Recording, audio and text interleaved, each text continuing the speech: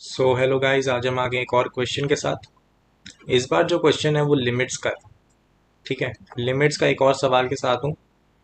थोड़ा सा चाहता हूँ कि रिवीजन हो जाए, है ना, क्योंकि आपको काफ़ी समय हो गया होगा लिमिट्स करे हुए। एंड थोड़ी सी रिवीजन हो जाएगी, प्लस एक अच्छा सवाल है ना। तो चलो करते हैं। इफ़ द इक्वेशन, यहाँ पर इक्वेशन गिवन है हमें एक, ये वाली। ठीक है, और यहाँ पर इंटरेस्टिंग बात है, ए रूट बी के इक्वल है, holds true for square free positive integer b. ठीक है, तो यहाँ पर स्क्वायर फ्री पॉजिटिव इंटीजर का मतलब ये है कि जो बी यहाँ पर नंबर है वो कोई परफेक्ट स्क्वायर नहीं है। ठीक है, उसमें कोई स्क्वायर वाली टर्म नहीं है।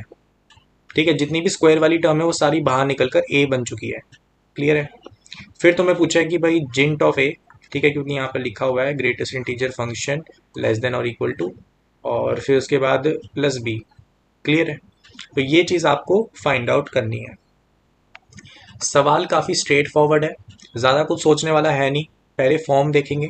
फॉर्म देखने से भी पहले मुझे ऐसा फील हो रहा है कि अगर मैं कॉमन चीज़ों को थोड़ा सा सेपरेट आउट करूं तो चीज़ें काफ़ी सिंपल हो सकती हैं।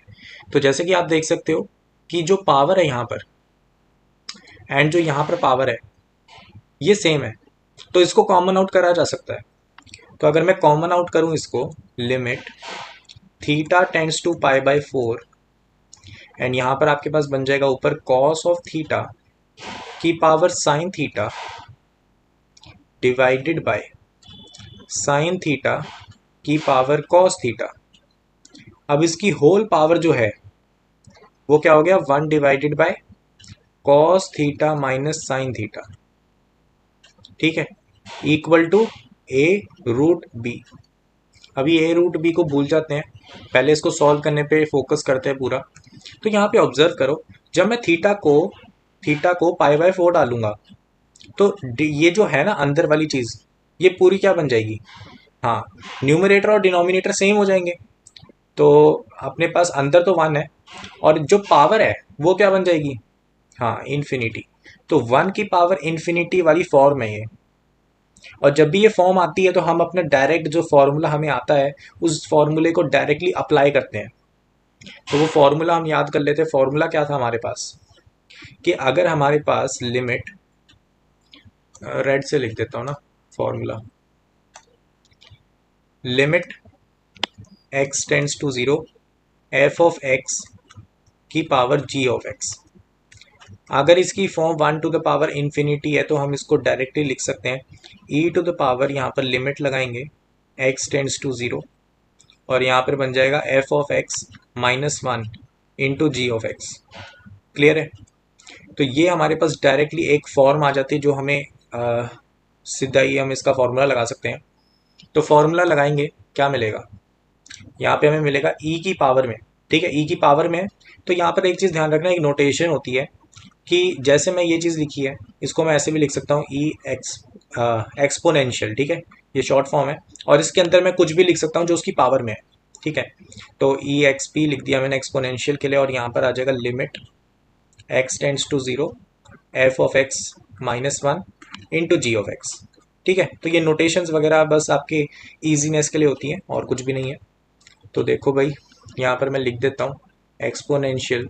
ठीक है, और उसके अंदर हमारे पास क्या है, यहाँ पर limit theta tends to pi by 4, और यहाँ पर -1 होगा ना इससे, तो बनेगा कॉस ऑफ थीटा की power sine of theta minus sine theta की power cos theta divided by, जो पावर आएगी है ना वो भी तो मल्टीप्लाई होगी, cos theta minus sine theta. थोड़ा रीअरेंज करके लिख रहा हूँ क्योंकि आपको आती है थोड़ी लिमिट्स तो, है ना।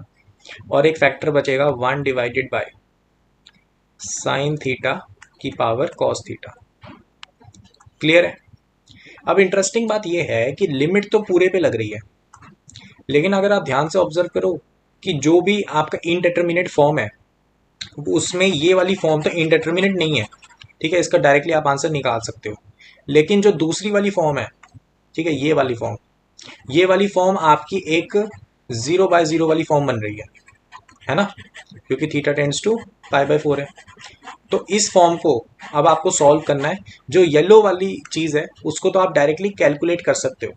ठीक है, तो इंपॉर्टेंट बात क्या है, जो फर्दर कैलकुलेशन आपने करनी है उसको सिंप्लीफाई करने के लिए बस इस पर हम लिमिट अप्लाई करेंगे, ठीक है। इस पार्ट को हम फिलहाल कैलकुलेशन में इन्वॉल्व नहीं करेंगे ताकि सिंप्लीफाइड सॉल्विंग हो। क्लियर है। तो हम अब सॉल्व करने वाले हैं limit theta tends to pi by 4 cos theta की power sine theta minus sine theta की power cos theta divided by cos theta minus sine theta. अब जैसे कि आपको पता है ये जो फॉर्म है इसको मुझे भी पता है कि कोई डायरेक्ट फॉर्मूला नहीं लग रहा है ना, कोई फॉर्म बनाने को थिंकिंग नहीं बन रही है। तो सीधा हमें बस इतना ही पता है कि ये 0/0 वाली फॉर्म है, और अगर कोई 0/0 वाली फॉर्म होती है तो उस पर हम लॉपिटा रूल अप्लाई कर सकते हैं। लेकिन प्रॉब्लम ये है कि अगर मैं लॉपिटा में डिफ्रेंशिएशन होता है, न्यूमरेटर का करेंगे डिनोमिनेटर का करेंगे, डिनोमिनेटर में तो ईजी है डिफ्रेंशिएशन, न्यूमरेटर में सोचना थोड़ा डिफिकल्ट लगता है। तो इसके लिए एक फॉर्मूला लिख लो, ठीक है। फॉर्मूला लिखोगे तो फॉर्मूला कुछ ऐसा है, देखो यहाँ पर डिफ्रेंशिएशन कैसे टाइप की है। Differentiation with respect to theta करना है, और theta function of theta to the power function of theta है ना। तो देखो भाई, अगर मान लो आपके पास डिफ्रेंशिएशन हो डी थीटा, ठीक है, आपको डिफ्रेंशिएशन करना है कोई u as a function of theta, ठीक है, u जो कि फंक्शन ऑफ थीटा है की पावर, ठीक है, इसकी power v as a function of theta. Clear है। इस चीज की अगर आपको डिफ्रेंशिएशन करनी है, ठीक है, इस चीज की अगर आपको डिफ्रेंशिएशन करना है तो कैसे करेंगे। सबसे पहले आपको ये ध्यान रखना है इसमें दो पार्ट्स का इन्वॉल्वमेंट होता है, ठीक है। सबसे पहले हम क्या करेंगे कि इसको हम वेरिएबल मान लेंगे, इसको हम क्या मानेंगे, फिक्स्ड। क्लियर है। मतलब सबसे पहले वाले पार्ट के लिए मैं क्या करूंगा, यहां पर पिंक से लिखता हूं, u ऑफ थीटा मेरा क्या है, वेरिएबल है, ठीक है, और v ऑफ थीटा मेरा क्या है, फिक्स्ड है, ठीक है, एक कांस्टेंट है।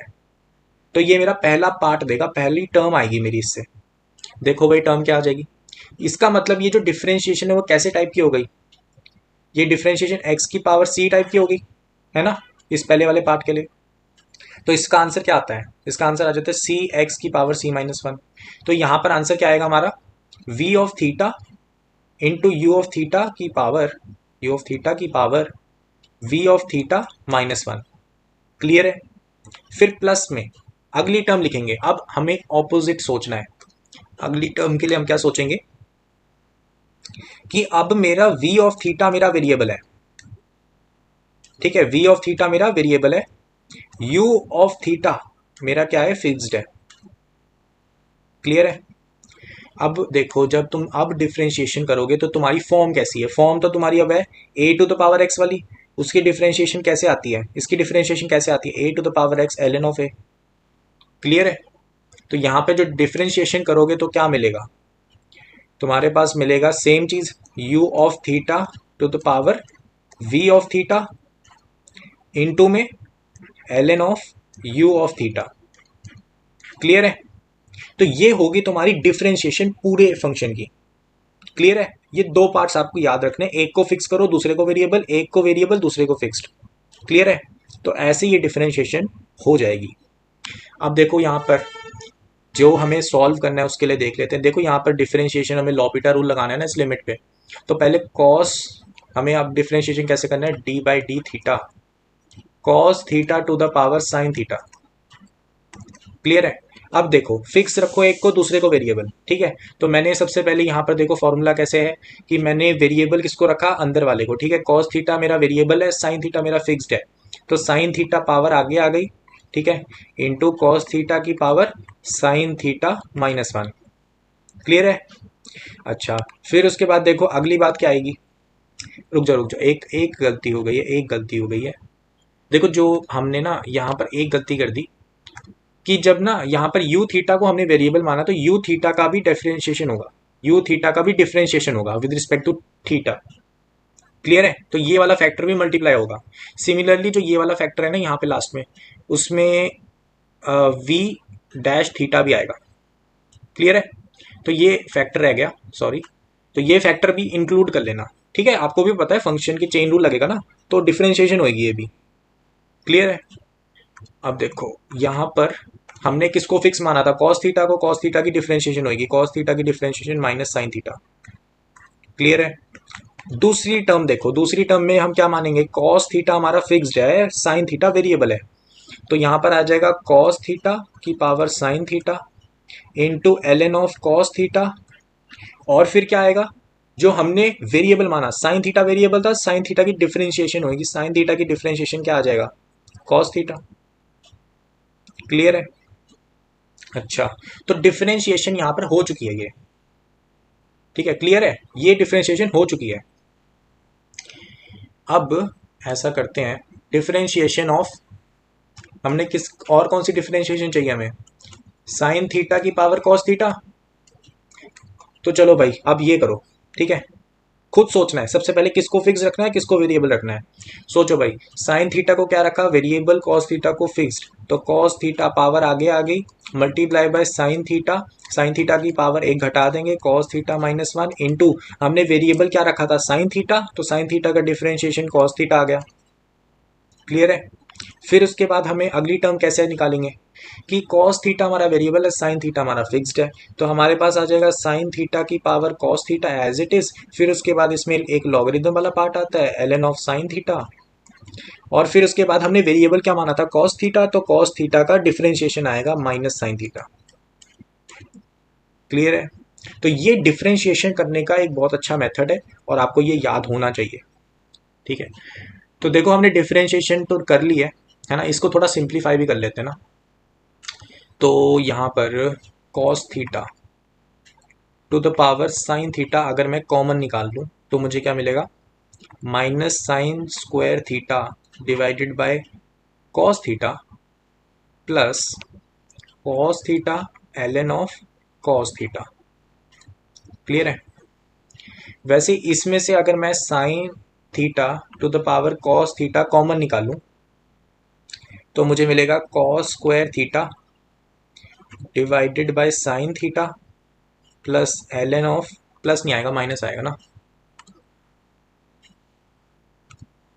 यहाँ पे minus l n of sine theta और साइन थीटा, ठीक है, मल्टीप्लाई में। क्लियर है। तो ये मेरे पास आ गई दो टर्म्स जो कि न्यूमरेटर की बन जाएंगी। अच्छा, तो अब लिमिट्स को सॉल्व करना आसान हो गया ना, लिमिट को सॉल्व करना आसान हो गया। देखो अब भाई क्या बनेगी लिमिट, तो डिफरेंशिएशन हम कर रहे हैं ना। अब देखो limit theta tends to pi by 4। Denominator क्या था भाई, डिनोमिनेटर को लिख दें कि न्यूमरेटर को लिख दें, कॉस थीटा साइन थीटा, ठीक है।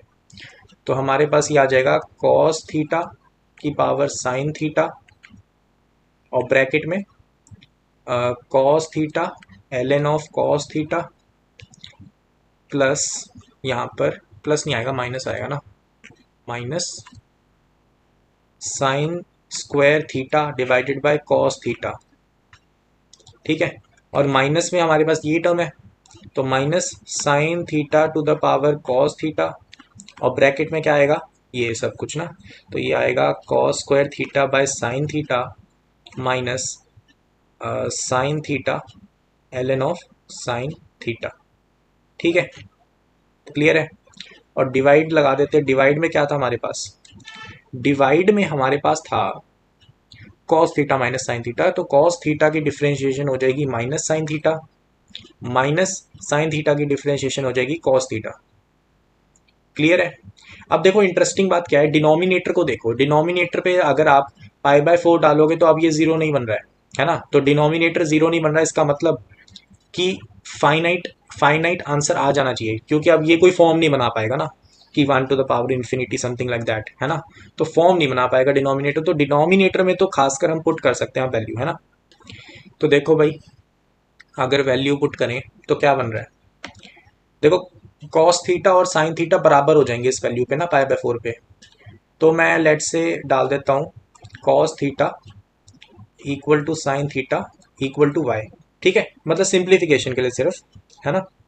तो ये बन रहा है वाई, न्यूमरेटर देखता हूँ, वाई की पावर वाई ब्रैकेट में एल एन ऑफ वाई की पावर वाई, ठीक है, क्योंकि ये पावर में ले जा सकता हूँ ना मैं, माइनस यहाँ पर बन जाएगा वाई, ठीक है, क्योंकि एक फैक्टर कट जाएगा ना साइन थीटा कॉस थीटा वाला।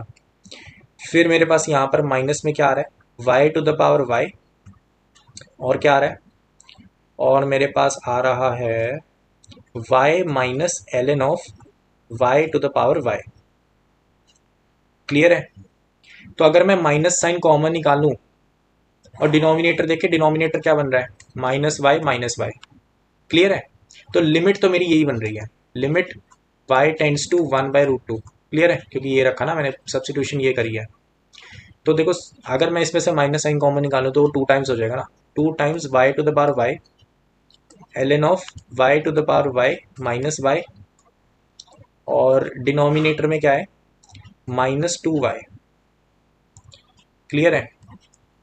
बस यही बन गई ना लिमिट।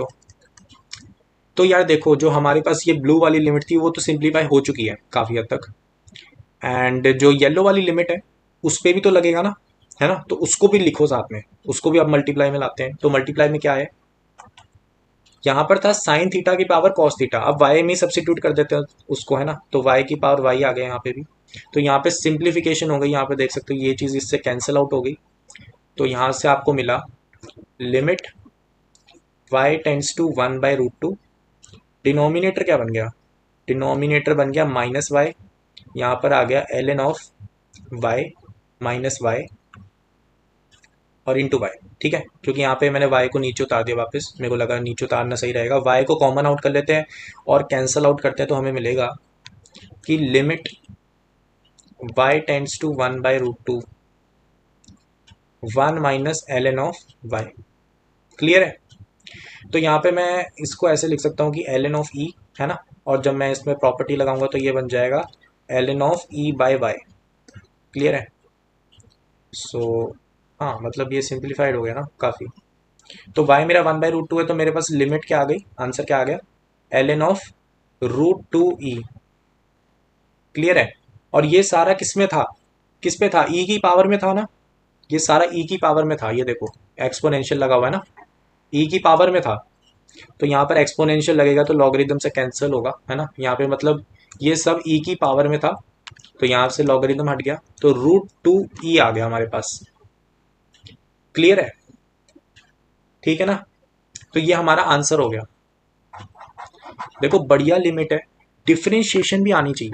ठीक है, डिफरेंशिएशन ऐसा चैप्टर रहता है जो बच्चे सोचते हैं कि बहुत आसान है, लेकिन कभी कभार उसी में फंस जाते हैं। ठीक है, कैलकुलेशन वगैरह में। तो जैसा कि तुम देख सकते हो, हम इसको a√b से हमें कंपेयर करना था। तो a की वैल्यू क्या आ गई, e, b की वैल्यू 2 आ गई। और ध्यान रखना यहाँ पर जो 2 है, ठीक है, वो परफेक्ट स्क्वायर नहीं है, परफेक्ट स्क्वायर वाला कुछ फैक्टर मैं यहाँ से कॉमन आउट नहीं कर सकता। तो यहाँ पर ये मेरे पास फाइनल आंसर आ गया। तो यहाँ पर जो भी पूछा था हम आराम से निकाल सकते हैं अब। तो हमसे पूछा था a हमारे पास क्या आ चुका है, e आ चुका है, b हमारे पास 2 आ चुका है। तो a की अगर हमें जिंट लेना है तो देखो e की वैल्यू क्या होती है, 2.71 समथिंग होता है, तो 2 आ जाएगा। तो 2 + 2 = 4। ठीक है, सवाल अच्छा है। ठीक है, कहीं ना कहीं इसमें डिफरेंशिएशन का काफ़ी इन्वॉल्वमेंट था, और इसीलिए मुझे लगा कि इसको डिस्कस करना बहुत ज़रूरी है।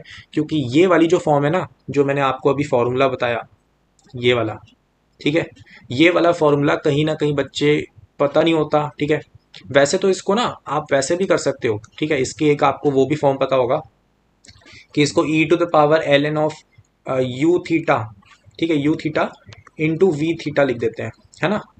तो वो भी सही है, तुम्हें आंसर सेम ही मिलेगा। ठीक है, सेम आंसर मिलेगा, लेकिन ये सोचने में आसान है ना, कि एक को फिक्स मारो एक को वेरिएबल मानो, सीधा आंसर निकलता है। तो ये भी जरूरी है कि आपको दोनों मेथड्स वैसे पता हो, है ना? ये मेथड भी काफी जरूरी रहता है, कभी कभार काम आ जाता है।